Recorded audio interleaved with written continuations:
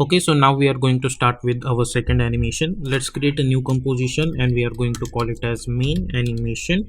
Width is 1920, height is 180, frame rate is 30, and duration we are not going to choose much more duration. So I'm going to choose 10-second long, and background color let's choose black color only for now, and simply hit OK and hit OK. Then go to choose grid and guide option and simply hit on title section. Then I'm going to select my text tool, and over here I'm going to choose Oswald font, and I'm going to choose white color, and I'm going to type my text T over here, and I'm going to choose bold version of this font. Let's select this text, press Ctrl Alt Home to align that anchor point to the center. Let's increase the size a little bit. Again press Ctrl Alt Home, go to the align tab, align it horizontally and then align it vertically. Select this, press P for position. Let's increase the scale a little bit. Yeah, this looks good. Select this, press P, create one keyframe, go to around 1.15 frames, create another keyframe, go so take a gap of few seconds and create another keyframe, and then again go forward and create another keyframe. So we have this kind of keyframes in this format. If you want, you can adjust the timeline. Then select this T over here. Let's move this upward, go over here, and let's bring this downwards. Now select those keyframes and hit F9. So if you see this now, you will get this kind of animation.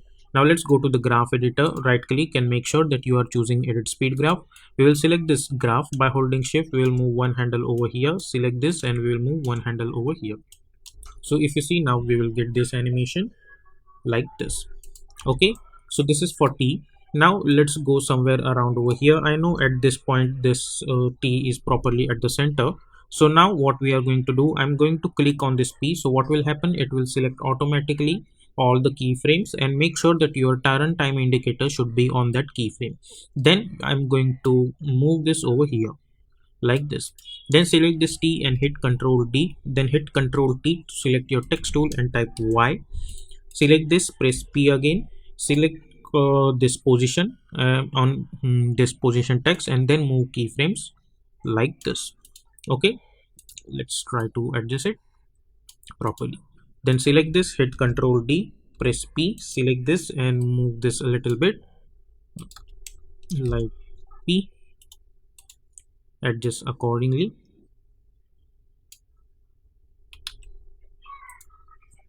Adjust the position. Select this, hit Ctrl D, press P, select this and move this over here. Let's type O. Select this, hit Ctrl D, press P, select the position. Let's move this over here. I type G.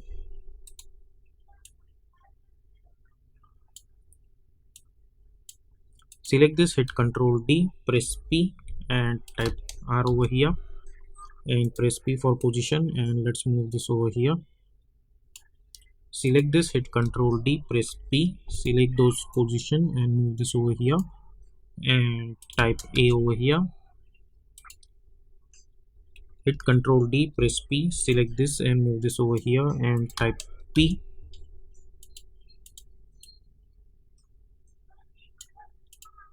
Select this, hit Ctrl D, press P, move this over here, type H. Select this, hit Ctrl D, press P and type Y. Okay, so our text is ready. Now right click new and create one null object. Select all of them and make it apparent with this null. Select this null, press P and let's move this over here, and let's delete this null object like this. Now zoom in a little bit. Let's go to around 5 seconds. Select this Y and move this over here, then go to 10 frames, move this over here. So basically we are going to take a distance of 5 frames, and with the help of open square bracket we will adjust them one by one like this. Okay, so if you see this now, we will get this kind of animation. Now let's go somewhere around over here. Select all of those keyframes by holding Alt, open bracket. I'll trim them up to this, then go to the start and simply hit open bracket, then press Ctrl Shift C and we are going to name it as animation like this. Now go inside this and hit U over here. After that, alt click on the stopwatch and type loop out expression on them. Hit Ctrl A to select this, hit Ctrl C to copy this, and we will apply this loop out expression on each and every layer like this.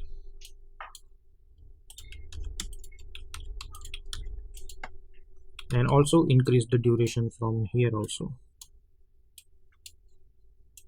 Okay, now select this layer, hit Ctrl D few times like this. Select the second layer. First of all, press Ctrl Y to create one solid background, and over here I'm going to choose this kind of grayish color. Simply hit OK, and we will bring this downwards like this. Okay, then select this second layer, go to the effect and presets panel, and we are going to apply fill effect. Double click to apply, and we are going to choose black color, complete black color. Then select this fill effect, hit Ctrl C, select this third layer, hit Ctrl V, and we are going to choose a little bit of, we just need to move this upward a little bit, not complete black. Then press Ctrl V again, go over here and again choose a little bit grayish color. Then simply select this fill, hit Ctrl C, select this fifth layer, hit Ctrl V, go over here. Then select this fill effect, hit Ctrl C, select this, hit Ctrl V, then again move upward. Then select this fill effect, hit Ctrl C, select 7th layer, hit Ctrl V, then again go upward. Select this fill effect, hit Ctrl C, select the 8th one, hit Ctrl V, and move this upward. Select this fill effect, hit Ctrl C, select the 9th layer, hit Ctrl V, and let's move this upward. Select this fill effect, hit Ctrl C, select 10th layer, hit Ctrl V, and let's move this upward. Select the last layer, hit Ctrl V, and move this a little bit upward. Now after that, we will again take a distance of 5 frames, and we will adjust them one by one like this.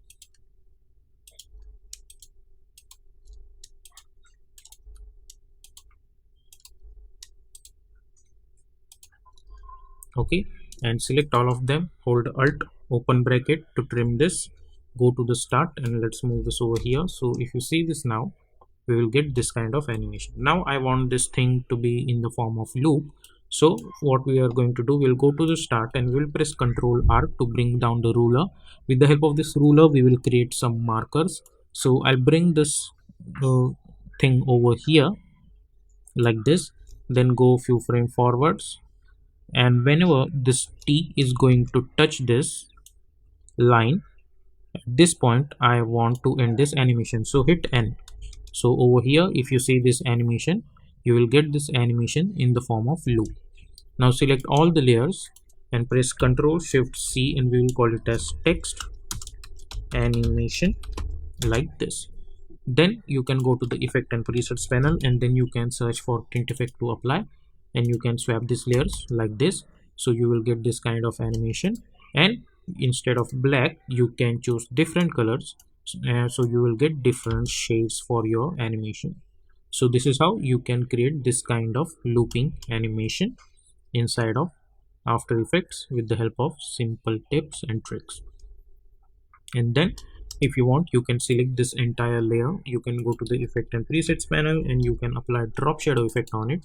And let's increase the distance to 20, increase the softness to 200, and opacity to 25, and color to somewhere around bluish something.